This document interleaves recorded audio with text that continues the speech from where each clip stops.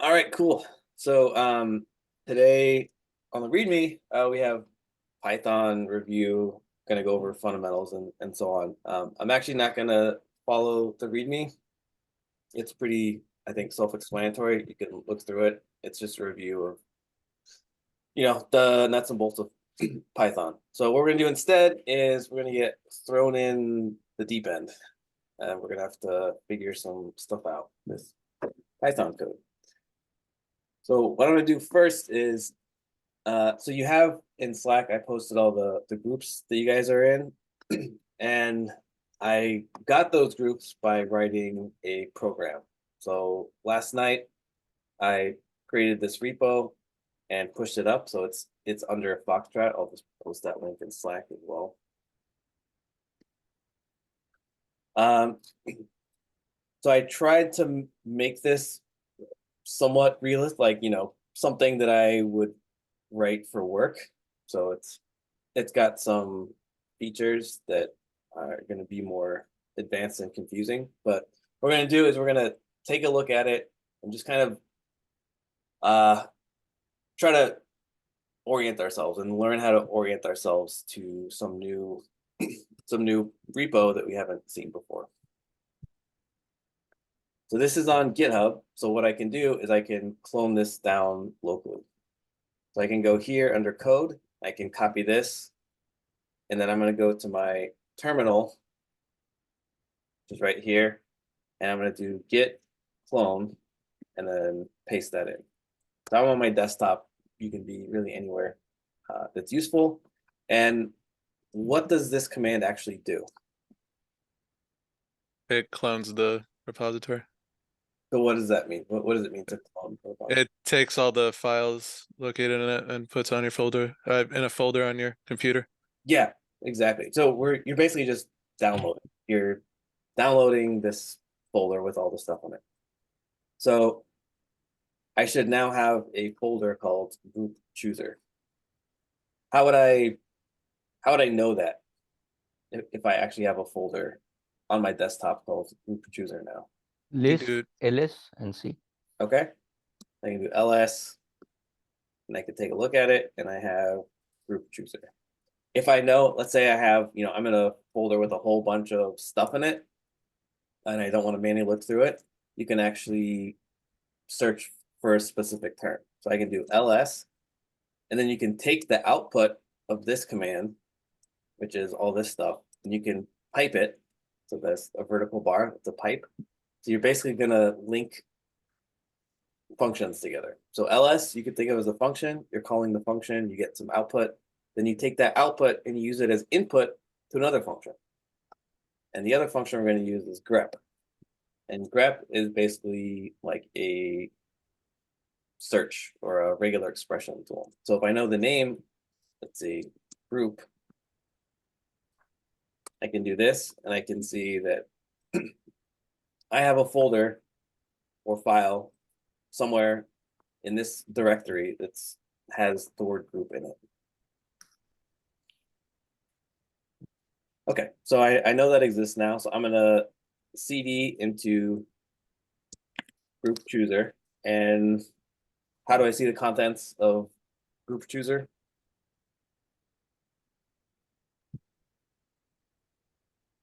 dir.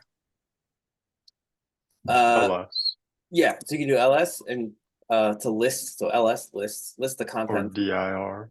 of this. Is that a Windows thing? Yeah, I think so. Yeah, Okay, my bad. that's fine. um, and then okay, so we see this is here, and you can kind of look and compare. We have why is this file should exist, but I don't see it here. So this dot gitignore file, I can see it in the repo, but I don't see it here. It's hidden. Okay. So you do ls and then -a. Okay, so you can do ls. So ls is a function. Like many command line utilities, you can just execute the function, or you have to provide arguments or flags. In this case, we have -a. So -a is going to show you hidden files. Hidden files are files that start with a dot. So you can see that dot git ignore is there, and also this dot git. And this dot git is what makes it a repo, actually. So we can take a look at what's in this dot git. I don't want to spend too much time because it's a mess. But cd dot git. And I can do ls, and I can see that there's a whole bunch of stuff. So when you create a Git project, what you're actually doing is creating this .git folder. And this is all of the information about Git, like when you create a commit or you pull or push or do whatever, that information is basically getting stored in here. Okay. So now I want to open this in VS Code and start taking a look at it.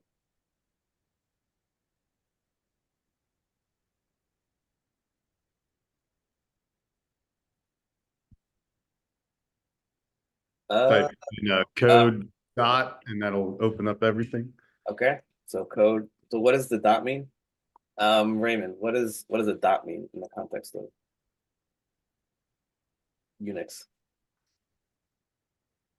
If I do code dot. Everything means pull everything, right? Everything, well, like everything on my computer. Well, everything within that that location Yeah, that exactly. you're currently in. Okay. Exactly. So dot is kind of a way of referencing the current directory that you're in. Okay. So this is saying open code with the current directory.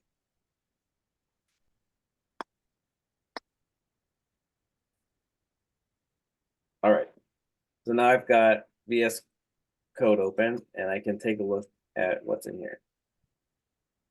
So I have this groups.py file, and then I have the README, and then I have this. What does anyone see anything like this? Students.csv.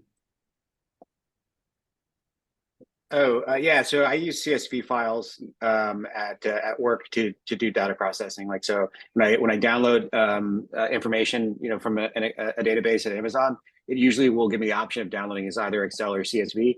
I almost always choose CSV because it's easier for me to process in Python with a lot of other work. I have one real quick question though, Chad. When you did code and then the dot, does that also open that opens hidden files as well that are in that directory? It should open everything in there, so you can see that the dot git ignore is included. Got it. Thank you very much. Yeah. So yeah, that's exactly right. So it's a CSV file. It's just a text file that has certain conventions. So this is basically meant to be understood as a table, like an Excel spreadsheet or something like that. And each column is separated by a comma, so it's called comma separated values. So the first row here is, it doesn't have to exist, but usually it does. And these are the column names. So I have two columns, last name and first name. And then all the values here are first names, and all the last names, all the values here are first names. So we'll see CSVs later. We'll deal with them a little bit. And then tests. So writing tests is, it's an easy thing not to do, and no one likes doing it, especially in the beginning. So almost none of you are going to write tests unless we badger you nonstop to do it. But in professional code, you are going to have to write tests because no one wants to release code that, they're pretty sure works or pretty sure works, most of the time or whatever, because there's almost always way too much at stake to just leave things to chance. And bugs are going to exist no matter what, but the more testing you have, the fewer bugs you're going to have. All right. So we're not going to talk about this right now. So this is using unit tests. We'll see this a little later. This is a Python standard library module. So Python has core Python stuff. There's also this outer ring of the standard library. The standard library has a bunch of specialized modules for specific things. So there's unit test. This is a specialized Python module for writing unit tests. And there's also one for dealing with CSVs and lots of other things. So the Python standard library is actually pretty cool. So if you want to take a look at it, actually, let me see if I can.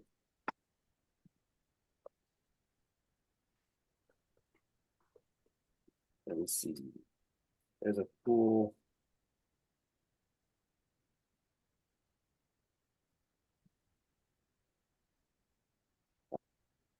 Yeah, here we go. Python module of the week. This is kind of a cool thing. If you want to get familiar with all the stuff that you get for free with Python, but here are these specialized third-party modules. There's string and text wrap and RE for regular expressions. Enum. So there's a whole bunch of stuff. So if you're interested in doing, statistics, you have that stuff. Manipulating files and file paths and blah, blah, blah. So there's just a ton of stuff here. I'll post this link in slide. Are those built in or do you have to download them? It's built in. You don't have to download them. They're already there when you have Python installed, but you do have to include the import statement at the top. But you don't have to do any separate download. All right. And now here we have the actual code. So this kind of setup is going to be pretty standard for a Python, a Python project. So you have imports at the top. So I have import CSV, and then we have this from. So there's basically two ways to write imports in Python. One is import CSV, that imports the entire CSV module, or at least the reference, and you can access specific things in that module.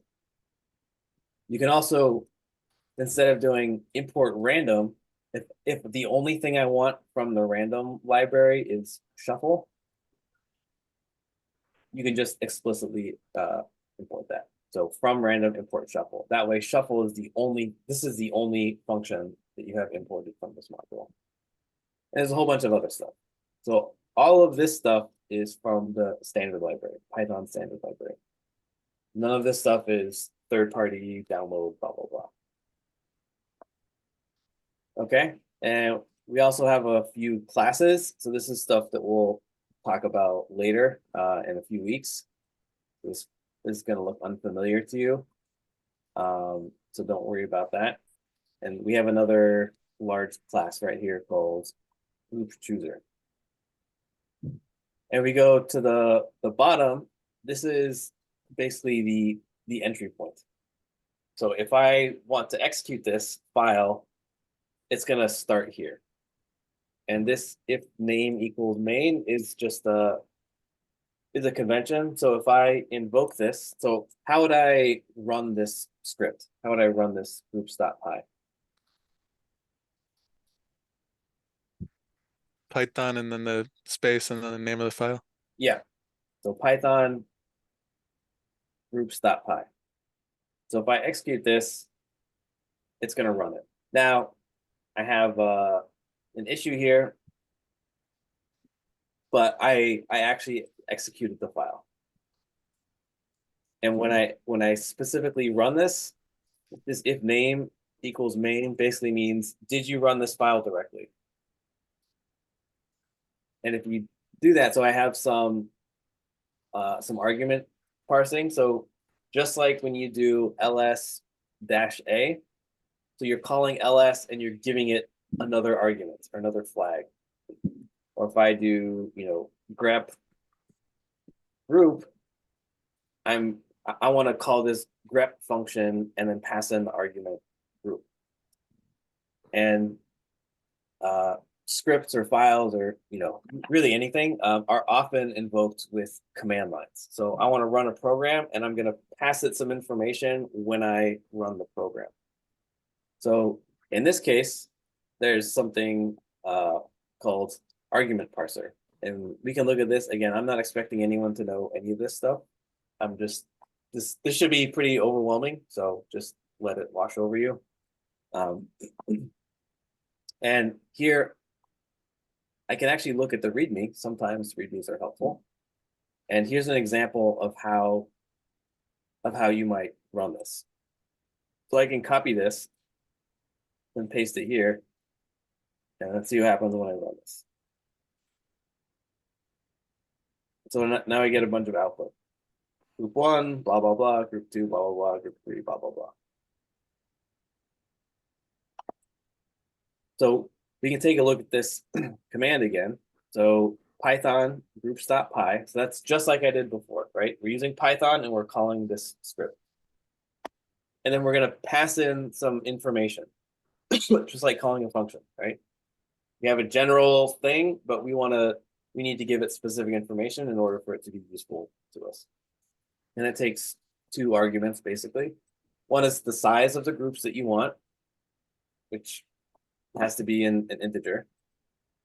That's coming from here, group size, and it has to be an integer.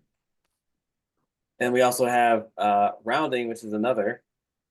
And this is a little more complicated, but basically has to be one of either 2 values here. So I can run this, and if I do, instead of group of 5, I do groups of 2, then I get a bunch of groups of 2.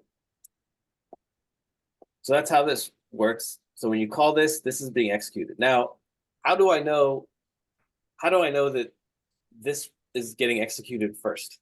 How might I know that or be able to figure that out?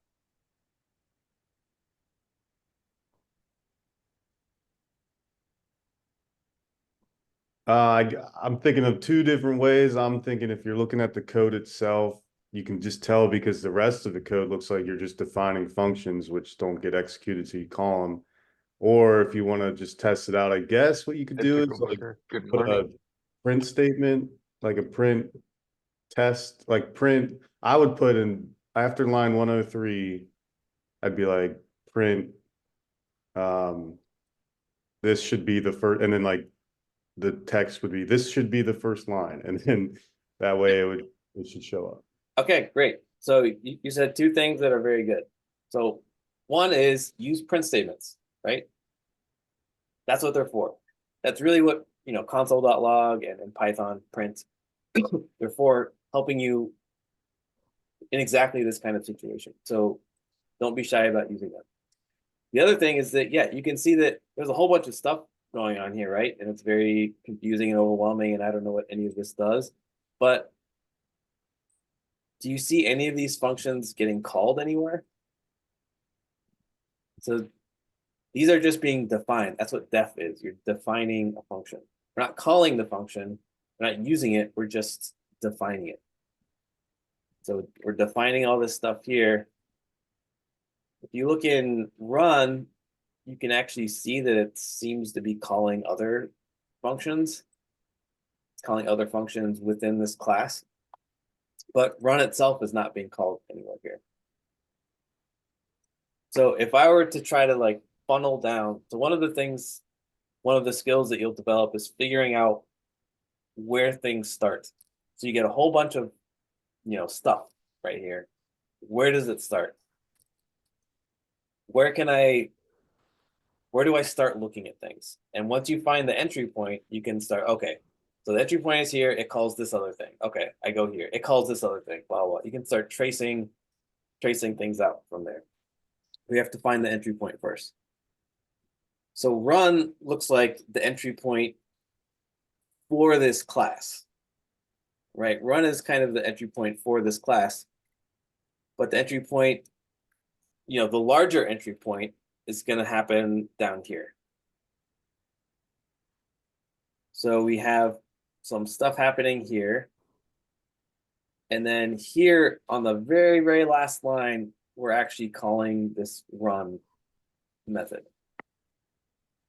So I'm gonna print a line here. So print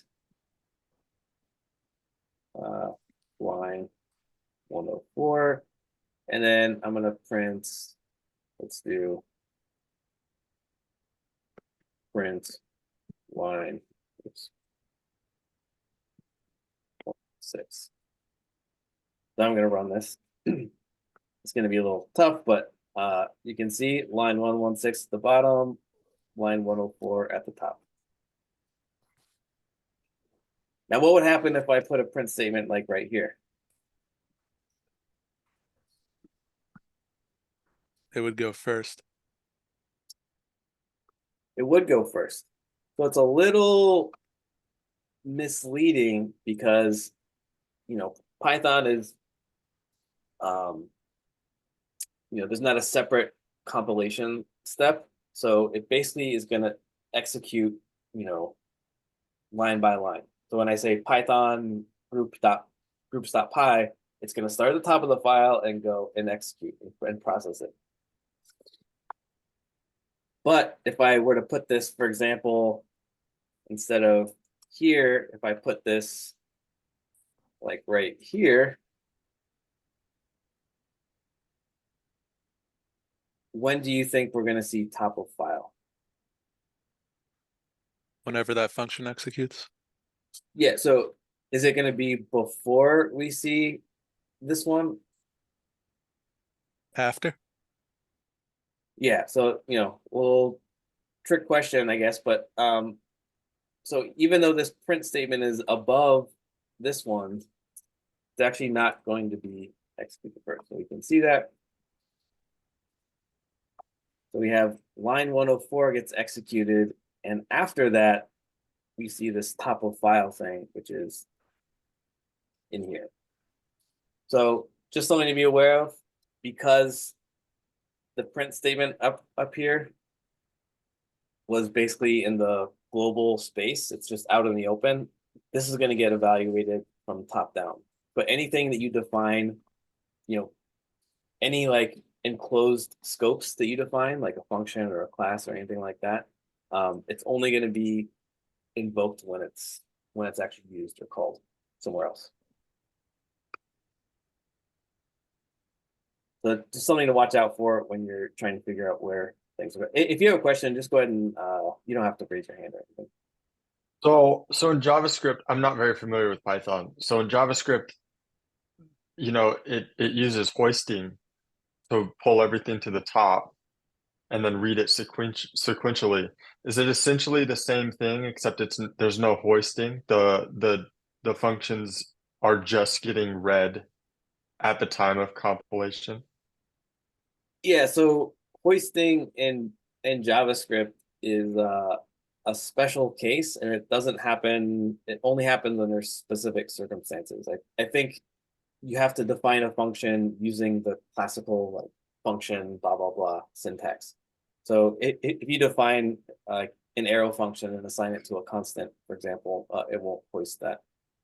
So hoisting is just to make, basically it will load that stuff first so it's available, so you don't have to, you could call a function before it's actually written in the file.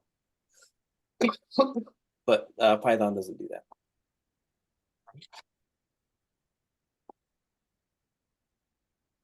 Okay. So arrow functions aren't hoisted? So arrow functions are anonymous functions. So if you just threw an arrow function in there, I don't think it would be hoisted. It also wouldn't be like useful. So an arrow function would have to be assigned to a variable, and in that case, it would not be hoisted. I think in order for a function to get hoisted in JavaScript, this is a niche thing. So I'm not sure about exact details, but I think it has to be defined as function, so the keyword function, and then the usual definition. And only Thanks. that will receive. Okay. Right. So now that we have this, so another thing to do is you start adding print statements in other places. So we found the entry point. The entry point is really this. You don't know about this, but we're creating an instance of the class, and then we're calling this run method. So if I want to start figuring out, okay, how does stuff work? I'm going to go print in run. And then I want to see what students is. So print students. And it looks like this display groups, I'm going to comment this out for now because it's giving me a bunch of other output, which is confusing. Okay, so I'm in run and now I can see what students is. And it looks like it's kind of complicated. What's the data type of this? Charles. It's a list. It is a list. Okay. So we know that at least the high level, it's a list. So how could I confirm that? There's a typo function, is there not? Yeah. So in JavaScript, it's type of. In Python, it's type. It's just a regular function. So type students. And we have, yeah. So it's a little hard to see, but class list. Let me make this a little.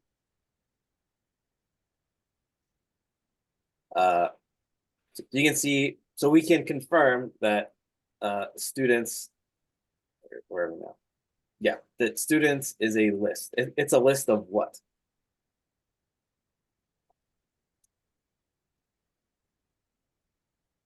I think those are class objects. Yeah, yeah. So we can also confirm. So let's say I wanted to find out, what is the type of every element in this list, or at least of one of the elements. Do like a print type of students bracket, and then just I don't know, 1, 0, like get the first one. Good. So because students is a list, we know that we can access elements in lists through indices. So we can grab the first element of the list and see what the type of that is. So we know that the larger thing is a list. It's a list of what?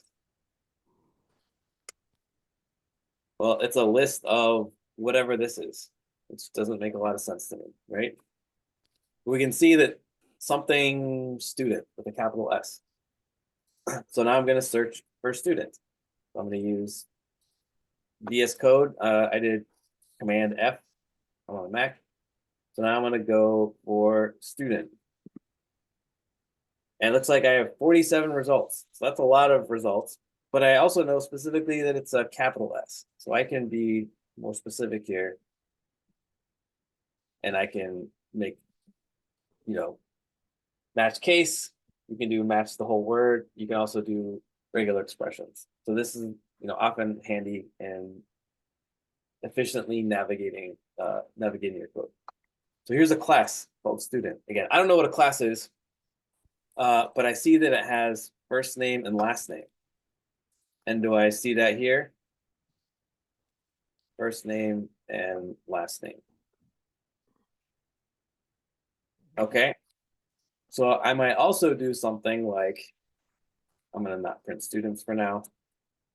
So I can print type of students one. So I'm going to print students 0. And what if I wanted to see Charles? Charles's first name. Yeah, you'll need another 0 after that in brackets. Okay. Yeah. So that is a good thought. So student, and then I want to access, like the first element here. This is actually not a list though. So this has a specific name. You do dot notation. You could do dot notation. So this looks like it might be something. We have any other data structures that use specific names to identify values? Just very Like a key value pair? Dictionary. Yes, exactly. So an array just has indices. A dictionary in Python, a dictionary, or in JavaScript, an object. It's a key value pair. So we can give things names and link to those values through the names. We can do that here. Python, the syntax between Python and JavaScript is a little different.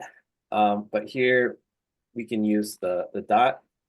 For regular Python dictionaries, you don't use the dot, but not to be confusing, but we'll figure that out. And then we have here. So this is a randomly ordered list, so we're going to get different people, but in this case, we got Sandra. So we have a list of students, and each student has a property called first name. We can access that stuff. Okay. If you do first name dot last name, will it print both? Like dot last name like this. Yeah. Or do you have to do an Any individual print? speculations? Any speculations as to what might happen if we do this? I think it won't work because it's looking for the last name of the first name, and the first name itself has no last name associated with it directly. Yeah. So the question is, Oh yeah. this first name is a property of what?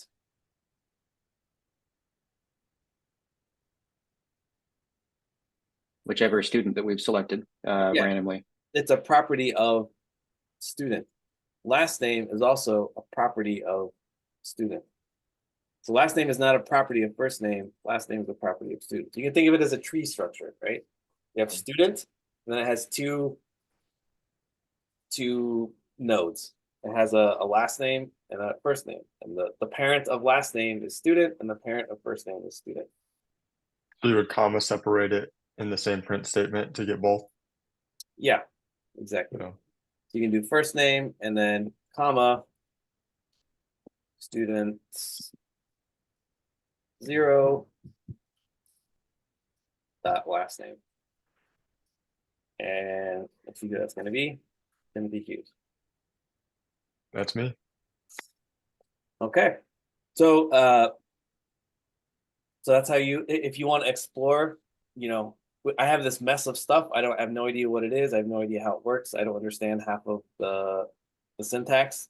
So instead of just getting overwhelmed and panicking, you try and find the endpoint, you put print statements in different places, you eventually figure that out. Then you can start going through, and anything that you're not sure about or you want to know about, start adding print statements. So it's a simple kind of strategy, but it works. Another thing you can do.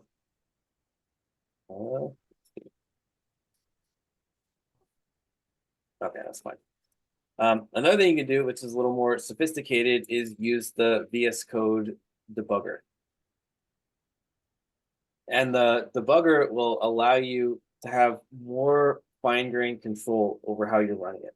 So the way we just ran this is we're just running the whole thing, right? We're just running it, the whole file. Whatever happens in there, it's just going to happen. You know, you start it, and once you start it, you have to wait till it finishes, and that's it. You can add print statements, which is very helpful. They can show you kind of what's happening at different points throughout. But there are times when you might want to just run it and then stop at a certain point and take a look around and slowly maybe execute some part. And you can do that with the debugger.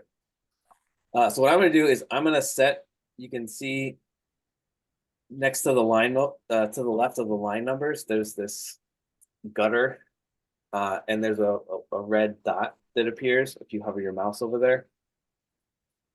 So any line number, you can see this red dot. And this red dot is a breakpoint. So if I click that now, it's going to turn bright red, and I've now set a breakpoint. And a breakpoint is basically, I'm going to run the code and it's going to stop right there. So it's not going to execute the full file. It's going to execute until it hits that, and then it's going to stop. So to actually use this breakpoint, you're going to go here to the left, this run and debug right here. And you can click on that. So for this example, it's a little more complicated because it takes command line arguments. So I'm just going to set this up quickly, but just so you know, for most of the stuff that you write, especially in the beginning of the course, you just click on this and then run and debug, and that's that. I'm going to have to configure this to account for the command line arguments. So I'm just going to do that real quick. Is that breakpoint only in Python or is that in JavaScript too? You can do the same thing in JavaScript. Okay. So this is a Python file, which is what you'll choose. And then I need to add a line here. You guys really won't have to do that for most of the stuff you do, but args. And this is going to be a list of the arguments that I'm passing in here. So I'm just gonna do this. You don't need to worry about it. So group size is going to be 2. And then rounding down, rounding is going to be down. I can put whatever I want, but this is fine for now. So I'm going to save this. And now if I go look here, I have this hidden file. Again, it starts with a dot. It's hidden. And I have this launch.json. So this is the configuration for running the debugger. So if I run this debugger, I go up here and I see this drop-down menu. So you can add the configuration there as well. And then I'm just going to run this. So a bunch of stuff's happening, blah, blah, blah. But so I ran this and then it stopped right here. So it's just kind of like hanging out frozen right here, waiting for something to happen. So what can we do here? Well, there's a bunch of stuff happening on the left that can be helpful. So we have a bunch of variables, for example. And you can also hover over things. You can see parser, blah, blah, blah. You can see args. So what I'm going to do, it stopped right here. So this line is not executed. But I want to see what args is, right? So this line hasn't executed. If I execute this line, it's going to move to the next line, and then I'll be able to see what args is. So I'm going to go up here to this very tiny menu. I'm going to press the down arrow. The down arrow is just going to execute one line of code. So execute one line of code. And this calls a function, parser.parseArgs, which if I look at, eventually is going to call this. So I'm just going to keep stepping through this for now. We don't have to worry about this. And then after that argument is finished, this should have a value. So now I've called this argument, it's evaluated, it's called whatever other stuff it calls, and now I have a value. So what is args? Let's see. So I'm going to add this here to the watch section. So args. And I can see that it's got like, it's not entirely clear what's happening, but I can see that there's this group size, which is 2. There's group size, and there should be something called rounding as well, which I see right here. So another thing you can do is you can go here, if you click this tiny little button right here, debug console, you can play around with variables. So I can see args. This is just like opening up like a Python shell and playing around with stuff, except you have all the values that have been created here. So args, what if I want to do args? I want to see what args.group size is. Args.group size, it's 2. You can also use any other, let's say you want to experiment or play around with stuff. You can do that right now. So you do args.group size times 1,000 or 100, 200.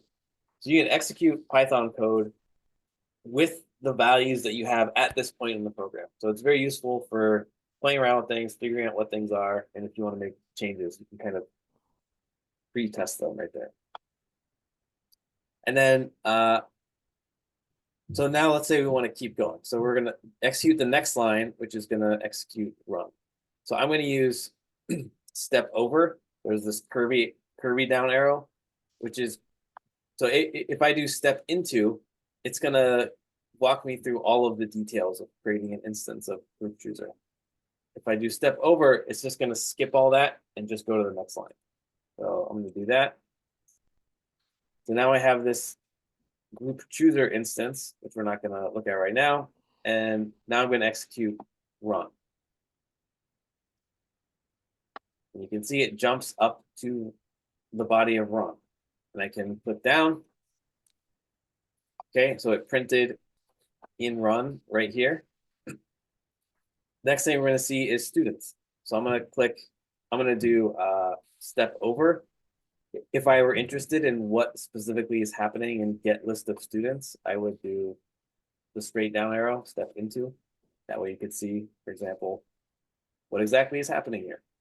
But we're gonna skip that. We're just gonna look at students for now. So I'm gonna do step over. And now I should be able to go in here, just like I did with a print statement, and see what students is. Students. Okay, it's a list. I can do type students. It's a list. Okay, what is the first element? What's the type of the first element? So type students at 0. Okay, it's a student. And then what if I wanted to see the properties of a student object? You can do student. You can actually do dir. So the built-in command, this is called introspection. So Python has a lot of cool tools that allow you to kind of, as it's running, you can see some of the internals of what's happening. So dir is going to basically show you all of the properties and functions that are on something. So dir students at 0. So there's a whole bunch of stuff here, and it's actually, so if I click on it, it'll expand, but a bunch of stuff that we don't know about, and maybe we don't care about right now. All this double underscore something, double underscore, this is all built-in Python stuff. And if we go down to the bottom of the list, we see first name and last name, which is just what we have right here. So when we created this class, Python has a whole bunch of machinery that automatically includes. And then we also included our own specific stuff right here. Anyway, so, and you can continue this. You can do this in like for loops if you wanted to. So I'm going to stop this right now. But let's say, okay, I'm really interested in what's happening in this for loop. So I'm going to set a breakpoint right there. I'm going to remove this breakpoint.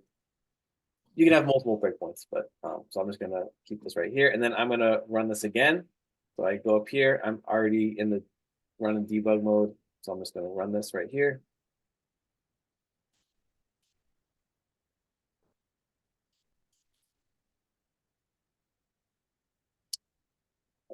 That's sick.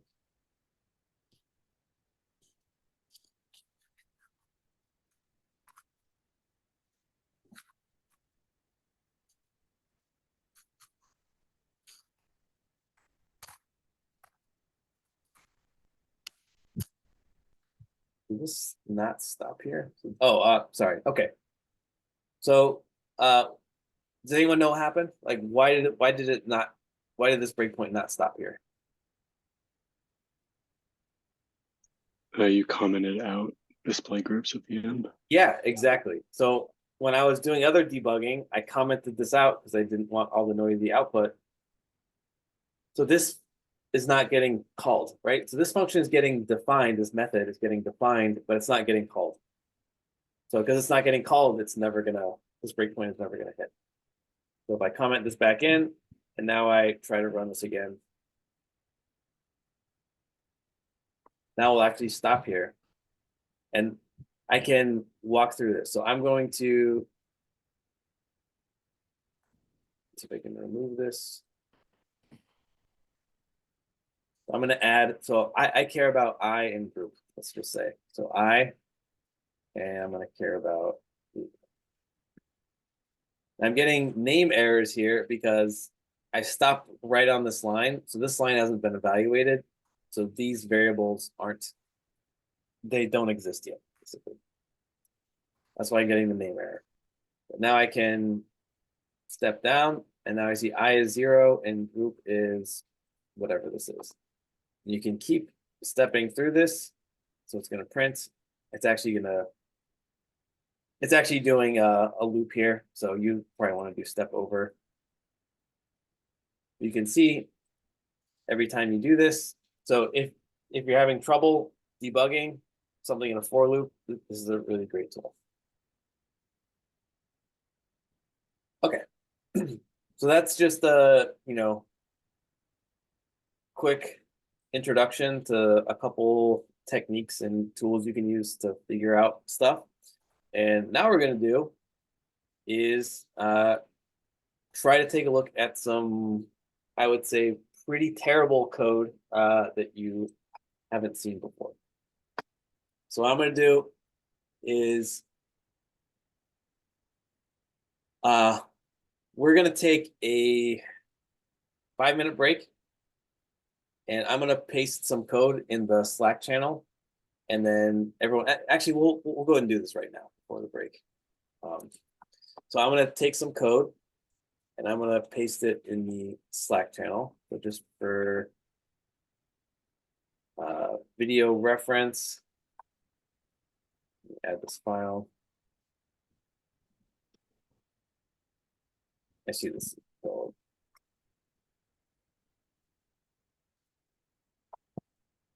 Check this.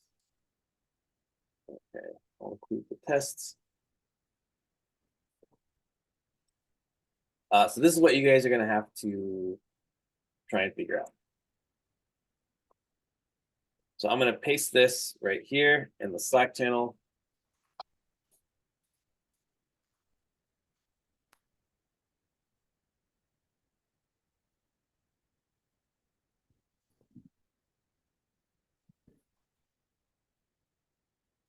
I'm assuming there's no difference between like split and join and such between Python and JavaScript to do the same I'm not thing. going to answer any questions about that. You guys are going to have to figure this out in your groups. So I've posted this in the Slack channel. So each of the people responsible for the repos, you're going to you'll have to take your repo and add this code there. So create a file, you can call it mystery.py, put this in there, add it, create a commit, and then push it up to your repo. So that everyone in the group will have access to that. So go ahead and do that right now. And let me know if you have any issues.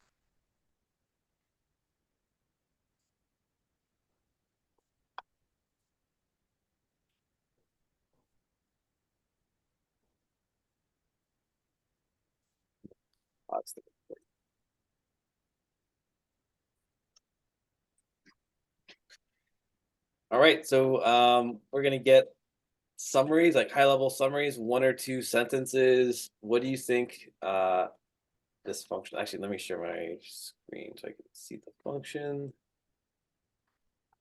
Here we go.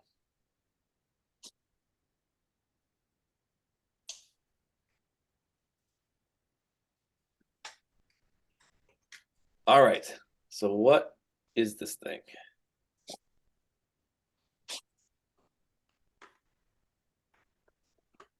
So we were kind of along the agreement that it's taking a string, splits it by spaces and individual strings. The regex cuts out all special characters.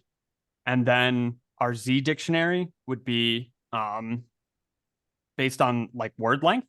And then our A dictionary would be if the length of the string is modulo 2 is odd. Okay. So, okay, good. Yeah. So you actually gave me a lot of internal details, but I just kind of want to know basically what am I giving it and what am I getting back out?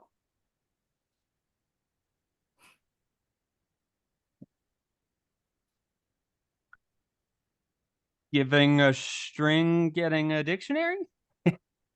Okay, yeah, that's the type. But what is this dictionary?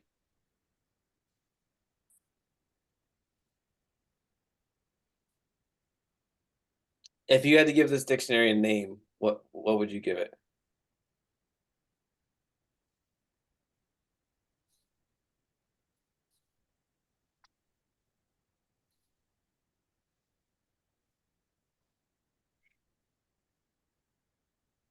Length of each word. Okay. Okay, cool. All right, thank you. How about group 2? Oh, God. Sure. Sorry. So yeah, how would you describe this to I would say it's searching that sentence for words of a specific length and returning the odd, like a dictionary of the lengths that are odd. Okay. All right, cool. How about group 3? That's We didn't get too far into it, but I think it's, I mean, when I ran it, just plain ran it, it gave me true. So I think that it's trying to compare whether this function with the input is equal to the dictionaries that in like lines 28, 29, 30, or 28, 29. yeah, so what is happening on lines 28, 29, and actually this should be cert, but my bad. Same difference though. So what are these?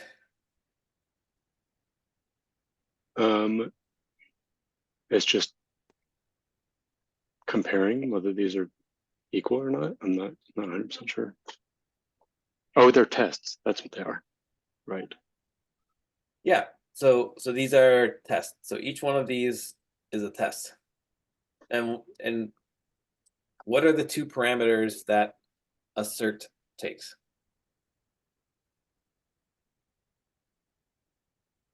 Or actually, sorry. What is the parameter that assert takes?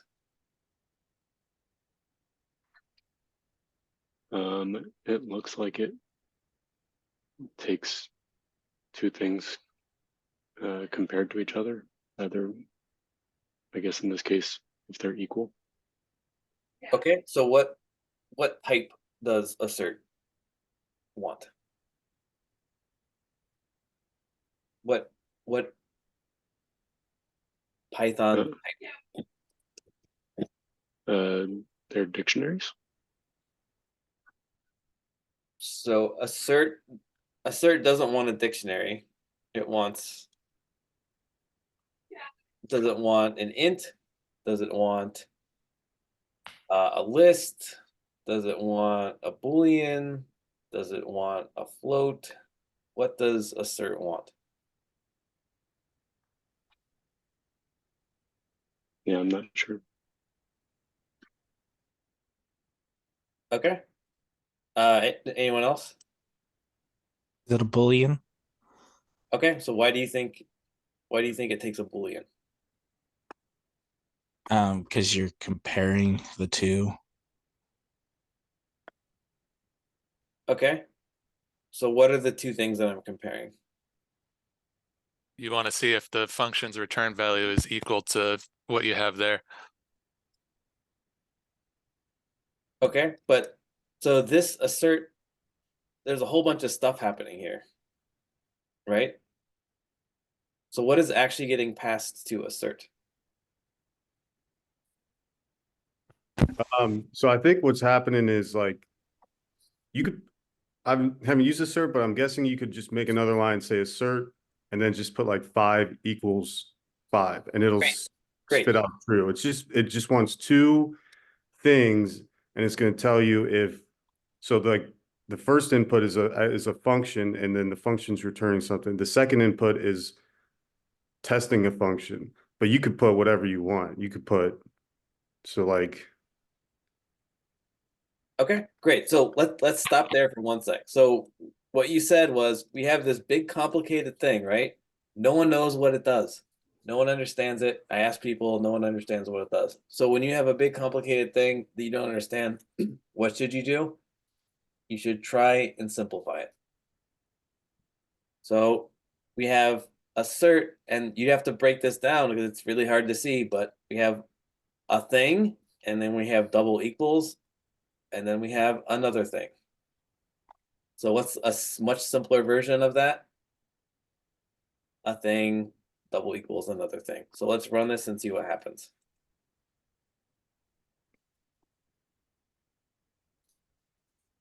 Okay, so nothing happens. What if I do 6?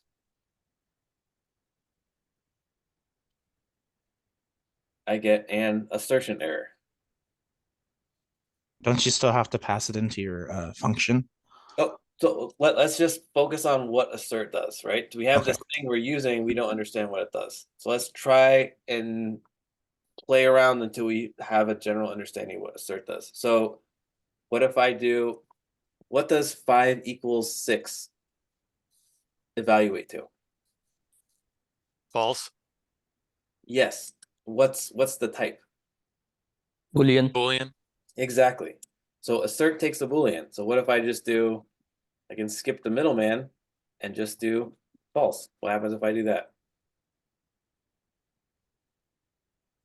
I get an assertion error. What if I do true? Then nothing happens. So someone Yeah. tell me about assert. So What does it take and what does it return? So actually, no, never mind. Never mind. Someone else do. Sorry. So it looks like it takes You two can- values and then it'll return a Boolean if it's true. So I'm assuming if you put print assert, it'll actually print out true. If what it's comparing is false, then it's going to error out. It just doesn't. So it only likes true when two values are true. Okay. Or it tells you if those two values are true. So it's like a way to see if stuff is erroring out. You'll know because it'll be false. Okay. So what does assert? Does assert take two things? How many things does assert take? It takes one thing, and that one thing is a Boolean state. Yes. So assert has one parameter. So we can, all of this junk is actually just one parameter. This is going to get evaluated. This is going to get evaluated.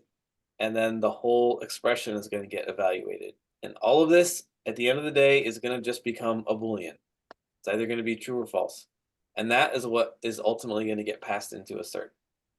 So assert takes a Boolean. And what does it return? So you mentioned that you think it returns true. So how would we figure out what assert returns? Print it. Okay, so let's try that.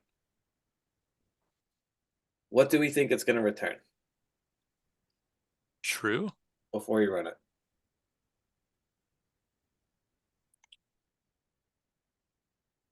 Well, given that when it's false, it gives you an error. Maybe not true, but it'll just be like assert work. I don't know what it would say, but it's basically going to say, I don't think it'll actually return true now that I think about it. It'll probably say like assertion, whatever the opposite of, okay, now that, Yeah, so assert is actually a little wonky. This is a special case, but in general, you would be able to print it. But assert doesn't return any value. It doesn't actually return a value. It would return none. If it were a normal function, it would just return none. What it does is it either throws an error or it returns none. So if what you pass in is false, it will throw an error. If what you pass in is true, it will return none, which basically means don't do anything. Okay, so that's what assert does. So that's what these tests are for. So if you wanted to use the tests to figure out what's happening, you'd have to figure out that this. So So what kind of thing does my func return? A dictionary. Yes. Yeah, exactly. It's a dictionary of key value pairs, and the keys look like what and the values look like what.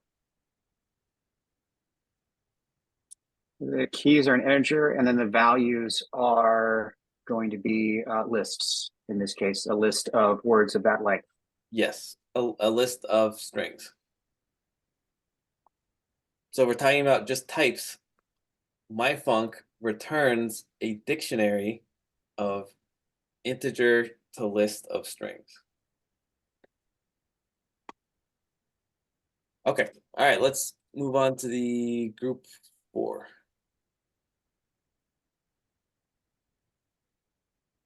That's Raymond, Michael, Timothy.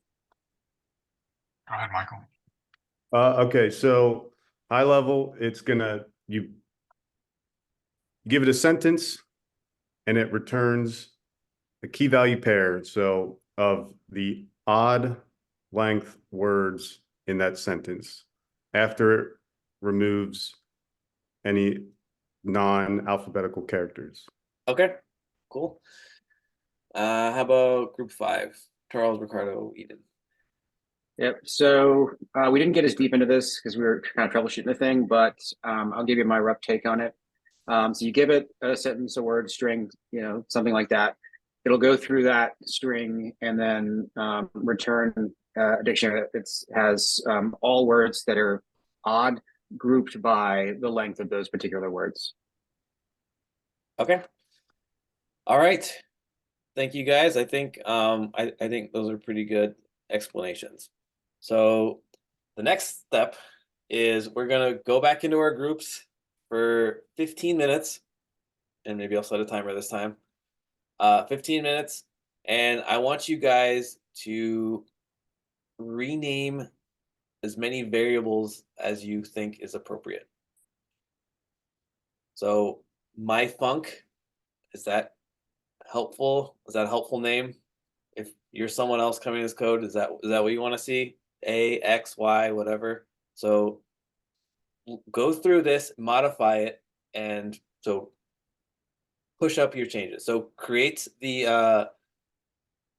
whatever variable names you think are better, as many as you can, and then push up those changes to your repo.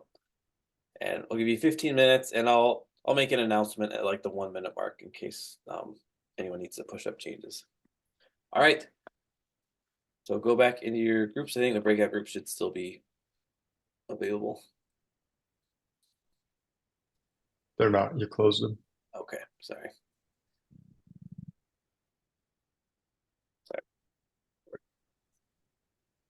Okay, let me. Okay, cool. So, all right. Go ahead, Charles. Okay, yeah. So we got to about here. We changed some stuff in as it kind of went. But we renamed it to list odd length words because that's essentially what it's doing. Okay. Input is any string. Okay. And then any string gets split, so we call that string split. And then we're producing a list that's a string without specials, so string no specials. And I used element because I've tended to use element in the for loops, whatever, just because you can just swap it in or out depending on whatever you're doing. Sure. So I'll usually use that for that. That was why we went with that. I recommended it. But for the element and string split, it goes the letter care is in the individual letter in that string, whatever character it is. As long as it's not a special character, right? It remains. If it is, it gets replaced by we let that the same by an empty character, as it were. Sure. And then that gets appended to string no specials that we created up here. And then I actually put in a print statement here because I was trying to test to see if it was working right, and I got nothing, unfortunately. So, and that was kind of where we stopped when we were testing it. I don't think anybody was able to get it to actually print out anything, but I don't know. Okay. Good. So the print statement: any string, split string, no specials. I'm surprised that it didn't print. Right? Were you calling the function? It looks So like what I did is I ran it in the terminal. So I did Python and then the name of that, and then after that, in quotes, I put a string.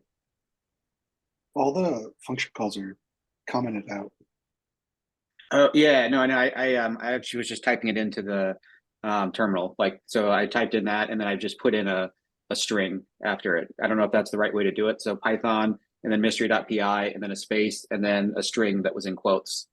no, so that doesn't that's for reading in command line arguments, which you're not actually doing. Okay. So you'd have to in the file you have to call. So Okay. when you're running the file just now, you just have a function defined, but you're not calling it. Yeah. We did also rename these, but it didn't make it into the push somehow. I guess it wasn't saved. Okay. Cool. Thank you. So couple questions would be, so like for any string and split string, so you're kind of naming it based on the type and then the, let's say, operation that you're doing, which is fine. That's one strategy. Another thing would be to actually give it a name which kind of represents what it is in English. Like if you were describing this to you know, your mom or something. So your mom is not going to know what a string is or what a split string is. Okay. So something like, you know, text or text sentences or something like that might be more meaningful in terms of, you know, what this is actually doing in the real world. And then the other question, so you have on line 6 for element in string split. So I would encourage you, I mean, obviously everyone's going to do, you know, for X and whatever, that's fine. It's not like a huge deal, but it really helps you. It forces you to, when you have to name something properly, it forces you to think about what it actually is. And I think this is a case where because you gave it a generic name, you didn't really have to think about what it is. So on line 7, you call it a letter char. So is element a letter? Okay. Yeah, you're right. That makes sense. But is element a letter? It's an individual character, right? I'm understanding it correct. One character in the string. It's not it's actually a word. Okay. So I think that's a case where if you had called it for word in string split, then so yeah, these are all minor points. So this is very good. This is a very confusing exercise. So I'm not expecting any, you know, anything. But you know, it's an exercise. Naming things is one of those very difficult programming tasks that people don't think of as a programming task. Okay, cool. Yeah. Thank you very much. All right, group 3, Sandra, Matthew, Tushar.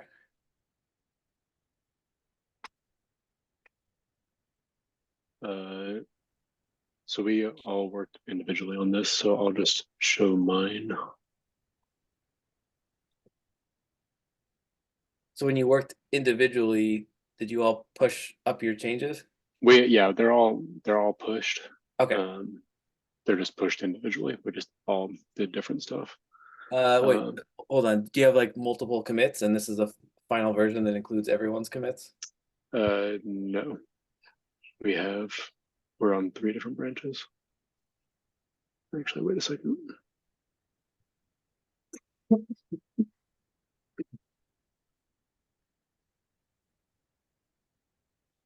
Okay, can you go to compare and pull request? And can you do create pull request? Yeah. And then so you have a conflicting file. So yeah, so this is a great example. Let's go. So this is called a merge conflict, and this will happen on occasion when you're doing stuff. So Git will try to reconcile. You know, obviously you have 2 different versions of something. It will try and, you know, merge them together, but sometimes it can't, or there's ambiguity, and that's when you get a merge conflict. So can you click on the resolve conflicts button? And the way this works, excuse me, is this going to give you basically, so you have the top line with all the little carrots going to the left. Mhm. So that is from there and then down to the first like equal sign row. So this is one version of the commit. And then so that's one thing that's in conflict with the thing right below it. Okay. So what you would need to do is look at these and then either choose which version or which combination of things you want to be included in the final commit. Gotcha. Okay. So let's just do that right now as an exercise. So it looks like you probably want to include what's that branch name? Meh something. It's just my username. Yeah. So this is good. For when you create branches, typically you want them to be, again, meaningful names that reflect what you've changed, not just your username or something. So you're not identifying whose branch this is, but what is this branch contributing to the code, or what is it changing?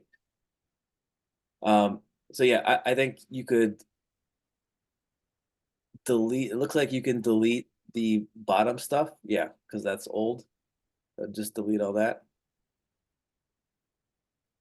And then one more space. There you go. And then at the bottom, yeah. And then you can delete the line 29. Okay, so save that. And mark as resolved in the top right. Commit merge. Okay, and go back to code. Or actually, sorry, do a merge pull request. Confirm. And then go to the code.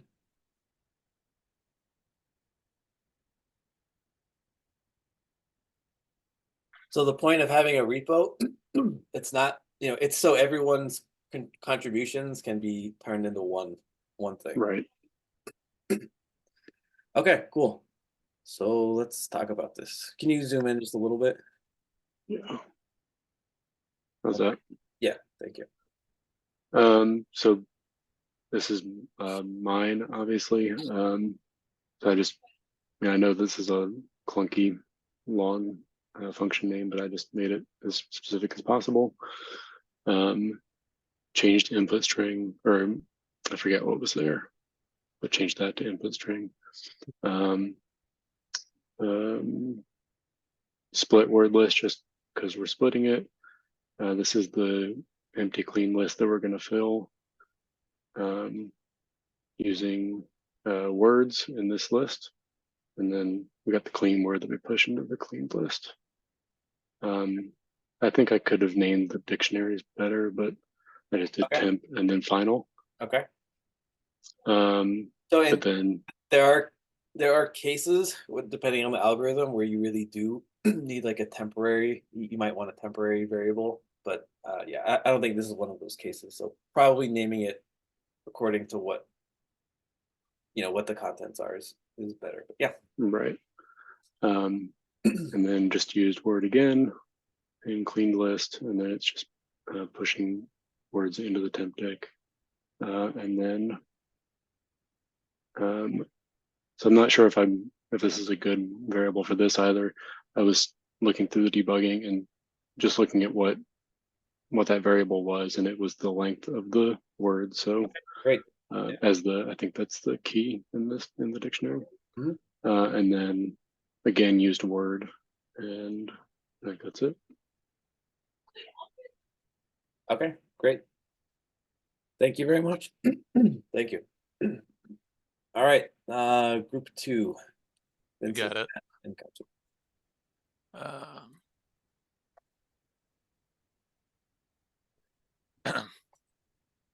All right, so first thing we did was we changed the function name to odd words. Looking back, I'd probably do odd words dict. Changed the split sentence to split the argument variable we made sentence. when we split the sentence, we put it in split sentence, create a list of words. So if the words pass, they're put into the list of words. Afterwards, for the first dictionary, we did ordered words. Again, I would put like dict after this as well. So we changed that to word because it's looking at the length of words, and then putting it into the ordered words, and then odd words dictionary, which is it's putting all the odd words and counting them into the dictionary, and then we return that. We also did odd words, or it's like if it finds an odd word, then that's what's going into the dictionary, right? And that's it. Okay, cool. So sentence. Not good, right?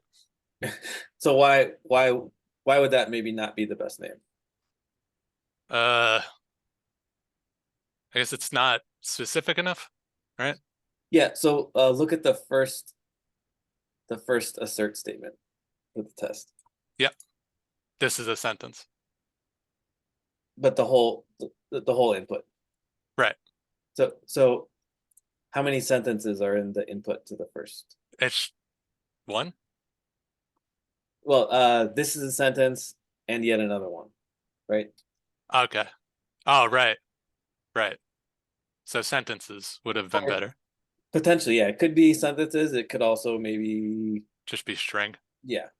But Okay. yeah. So yeah, you can think about, this is a contrived example, but you can think about how it's used if you're expecting sentences or just general text or whatever. Yeah. Right. Okay. And then for I, so why are you using I in line 6? I thought it was an iteration variable, right? So I did an I, but I realized that it's also like passes a count right here, right? So what would be, so in the, let's say the first example, so if I pass it like on line 28, so I pass in, this is a sentence and yet another one. So what is I going to be on the first iteration? On the first iteration? On the first iteration of the, yeah, exactly. So it's going to be this. Mm-hmm. So word? Yeah. Well? So I is fine to use as a, it's like a conventional shorthand, but and I is short for index. Yeah, that's what I meant. So if you're looping through and you're getting indices, I think it's probably fine to use I, but this is not an index. It's actually the word. Okay. Okay. All right. Thank you very much. And then group 1. Not coming. When you said Joe, I was like, wow, okay. So that's Taufik, Dylan, and Jordan. Okay, I guess I'll throw this up here. Yeah. Okay, so we had a lot of oh, is it good? Can everyone see that? Yeah. Okay, cool. Being the last group, we definitely learned some from some of the mistakes. So now I know snake case. I honestly didn't know that for Python, but good to go there. So we just named it word sort. Looking back now, that's probably needs a little bit more specificity, but we take our word string as our parameter, split it, and we just name that word because that's what it's splitting it into. And then we have the word array, which we are appending here and populating after the regex is stripping special characters. We named that word string updated. I don't know if that's something that you do in common practice. And then for our first dictionary, we just named that word dictionary because it's just a dictionary of words, I suppose. And then we made the mistake here as well, where we said index, even though that's not technically what we're iterating exactly. What else? Yeah, then just obviously the same. We're just separating it by length into the dictionary. And then for the last part, we named that dictionary word dictionary odd. and again, our index issue. But then,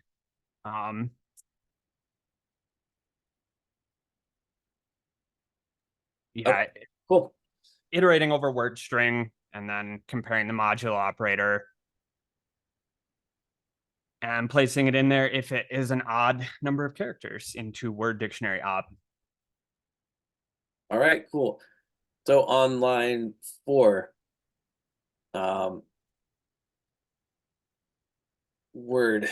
So you have, so what is the data type of word on line 4? Dot split is going to give you an array of split strings, right? In this case.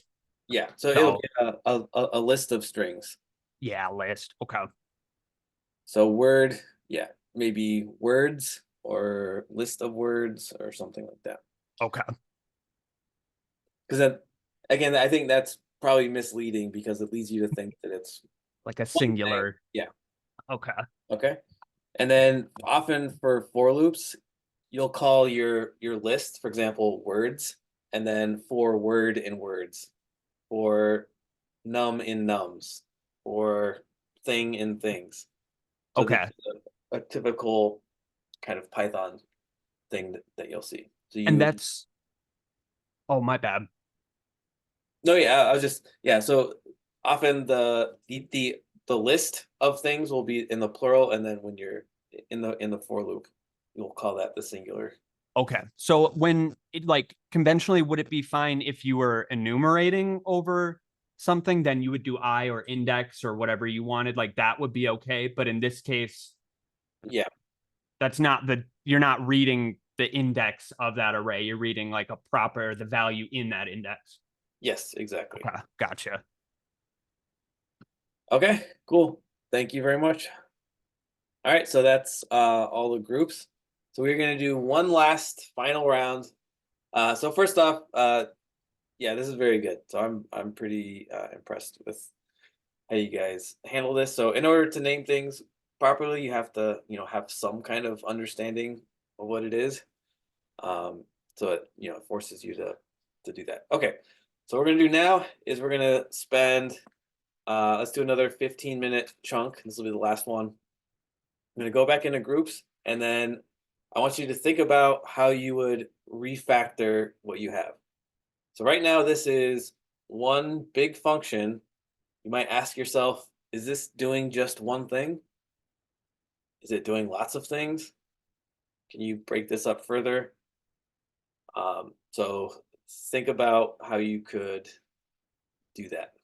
Think about how you can write it so that it's modular and chunks are just doing one thing. So this might involve creating multiple functions. Okay, so I'm going to recreate the groups here.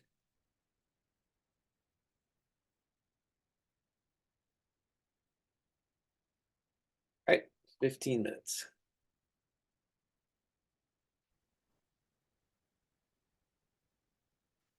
I can take this one since you all did the previous two. Let me share my screen.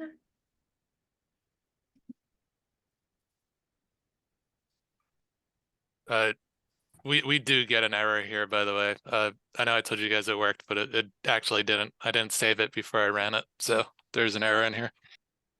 Sure. Okay, so essentially the way that we approached refactoring. Sorry, could you just zoom in a little bit? Make it larger? Yeah. Sure. Is this better? A little bit more? Yeah. Okay. So the way that we approached this was essentially separating the three larger tasks that are happening within the code, which are first cleaning the input and splitting it into a list of words.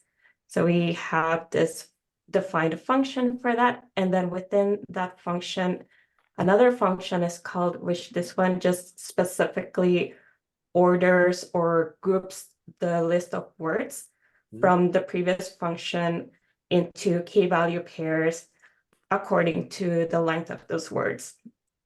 And then after the task is completed, it calls on a last function where in this function is where we go through the list of those grouped words and or / those key value pairs.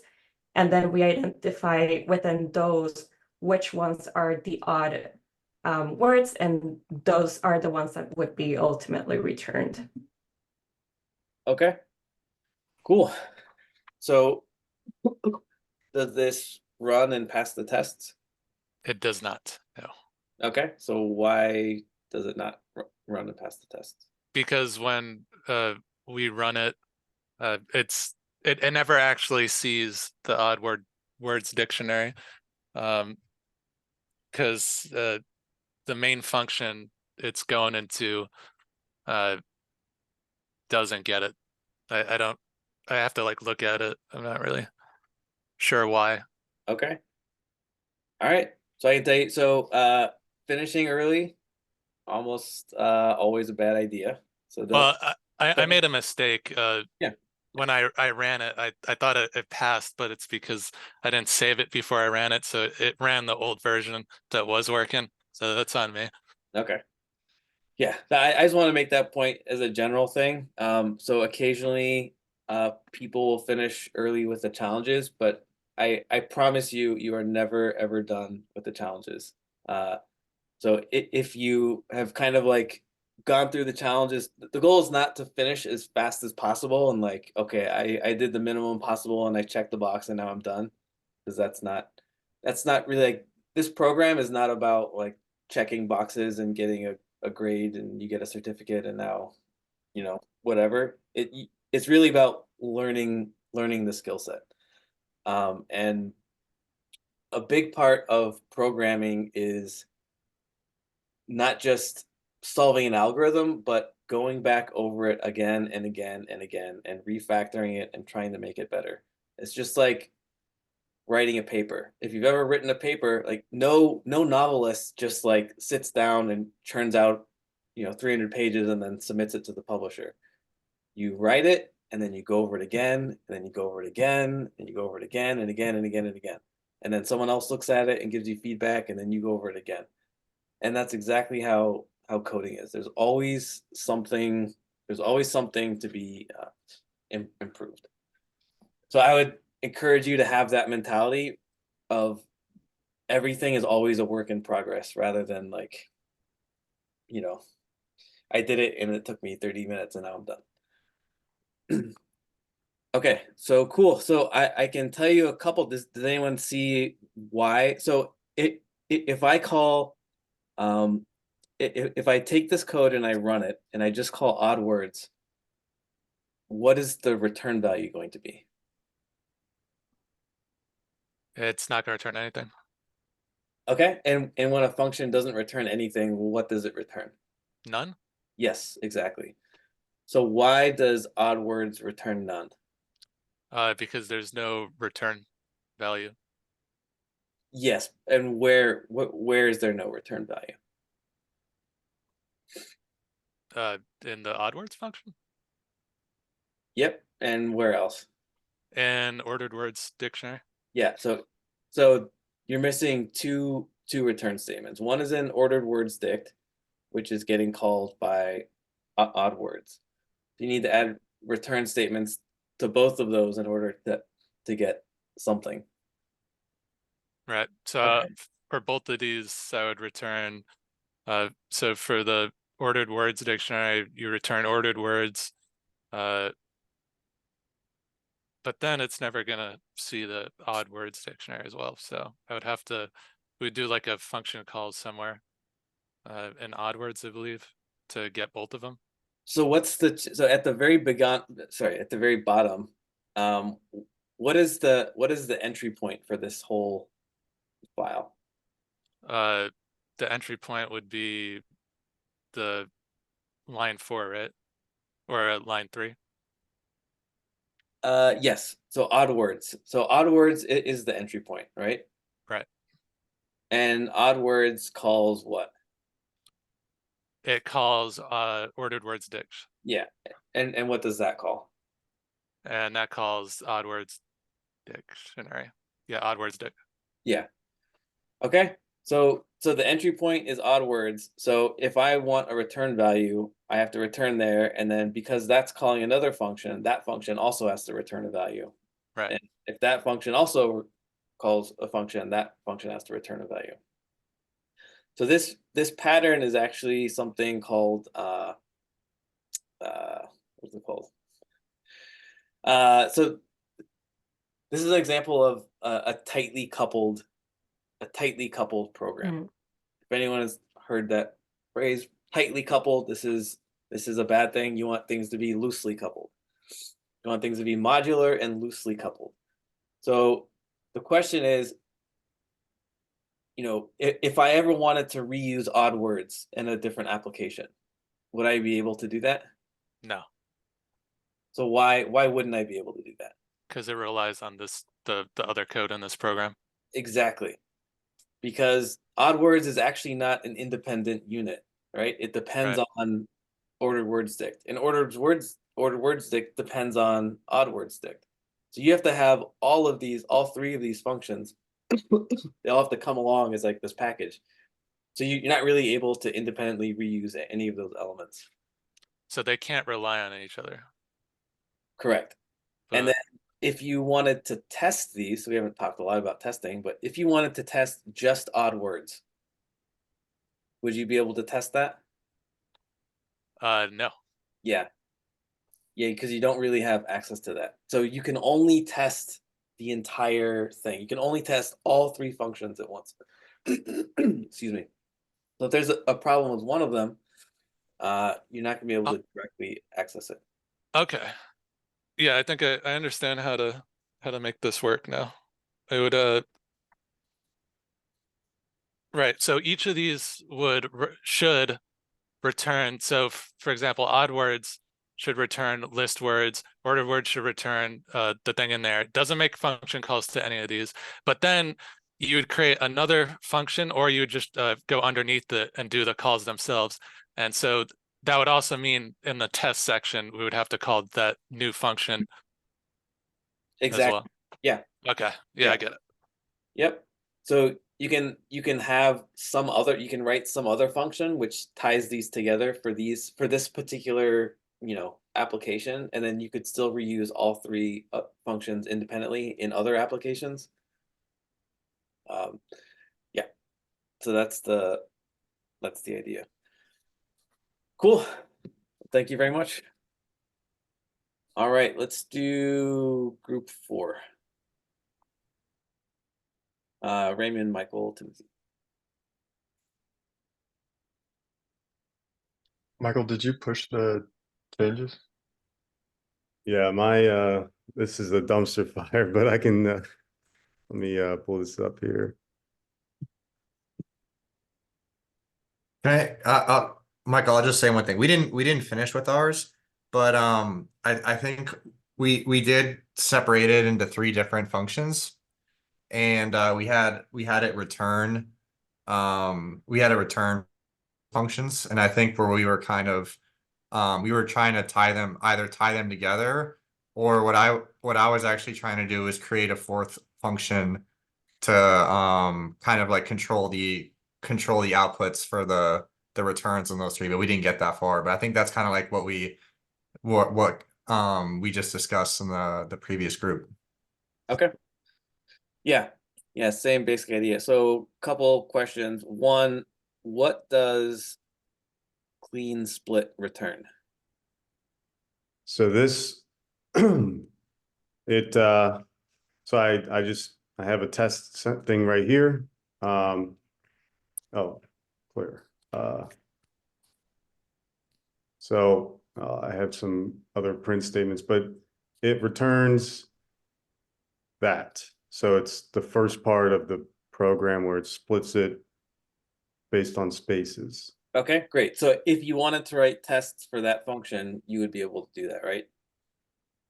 Yep, that's that'll be this right here. So that's what's spitting this out. Right. So if you wanted to write an actual test or an assert statement or something, you would be able to do that. So you could Oh, right. Yes. you could test those independently, and if there's a problem, you can limit that problem to just one function. Yeah, so the minor issue, again, the conventions for Python is snake case, which means everything is lower. So there's no like snake camel case. Oh, so it's like instead of this, it would be like this? Yeah. All right, so yeah, this works fine. This one, so like I'm passing in clean words that is returned here, but for some reason, I was getting, so like word length. Okay, so I want to print this function. So I'm getting one key value pair. I wasn't sure why. So I was gonna like mess around with this. So what kind of thing is clean words? What's the data type? So it's this string. What I wanted to do then, the reason I had that in is because I did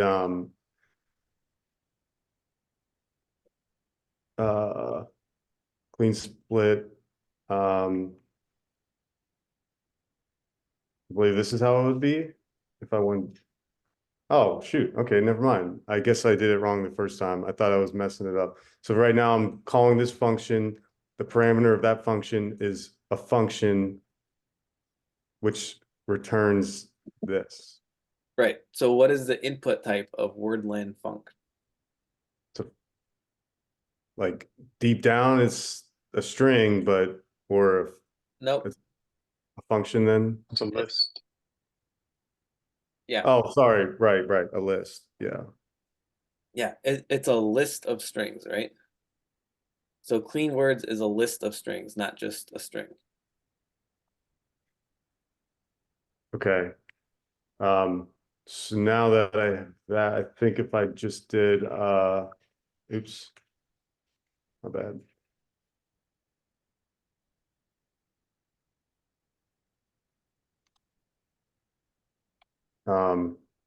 Sorry, I'd have to think about what I'm. That's fine, but yeah, so you just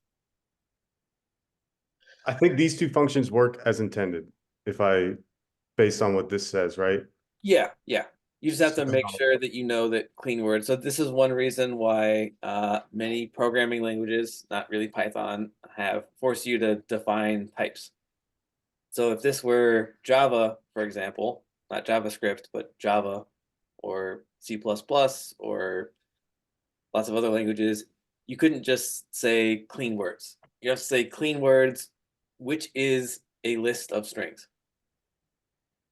So it forces you to be very explicit and clear, and you won't be able to run the program if you don't give it a list of strings.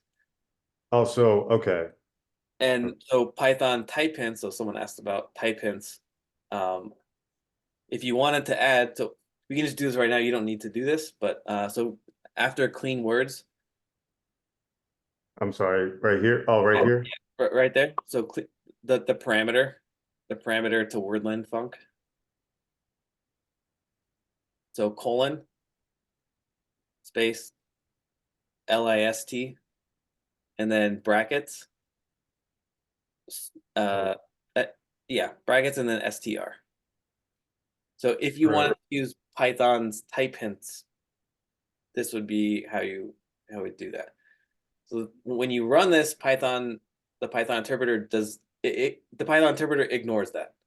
So it's not really statically typed language, but you can make it kind of look like it.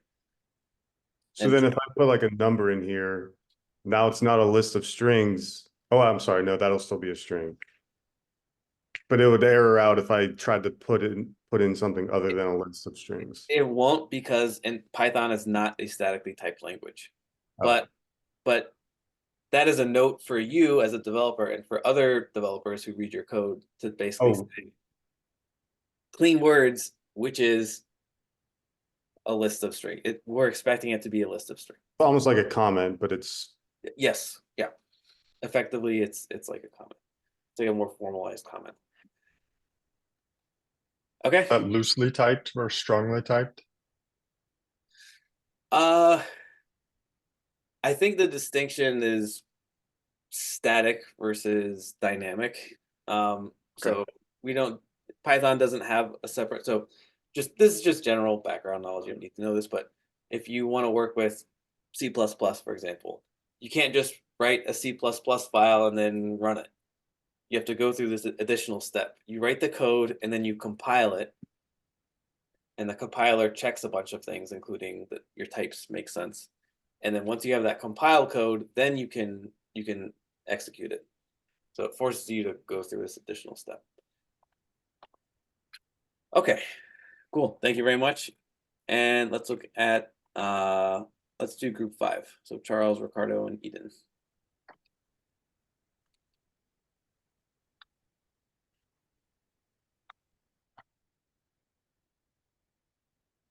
So I kind of muted there. Full disclosure, we didn't get to the refactoring. We focused on fixing all of the naming issues that we had in the first batch, right? Okay. And we used the word so many times that we all got kind of confused, which slowed us down a little bit, which, you know, I just, while the first group was going, I went in and I fixed a keyword because I was getting a keyword error when we ran this one. Mm-hmm. And so I had to fix that over here. So this is the latest one that we pushed up, but it seems to function, but we just didn't get to the refactoring. I just wanted to make sure that it was readable based on your notes. Okay, cool. Yeah. All right. Yep. All right. So let's see. Group 1. Did we do group 1?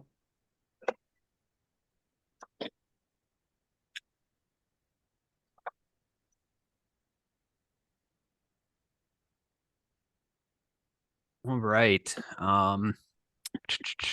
So these two functions we didn't get around to refactoring yet, and most of our naming conventions are still wrong. So just ignore all of that.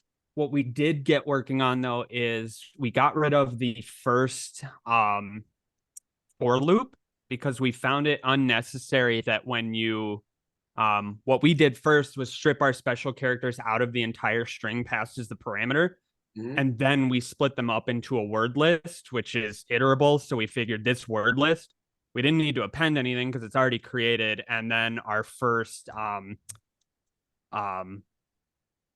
function here can use that. All right, great. Cool. Yeah, so that's great. You looked at the code and you didn't just accept it as is and then break it. So, you know, that's fine. You can look at the code. You can, you know, we rename things, we break things up into chunks, but you can also, you know, maybe take a more critical view and rearrange things or do things differently. So yeah, I think that's great. Okay. All right, cool. So I see, did anyone catch the redundant for loop anywhere?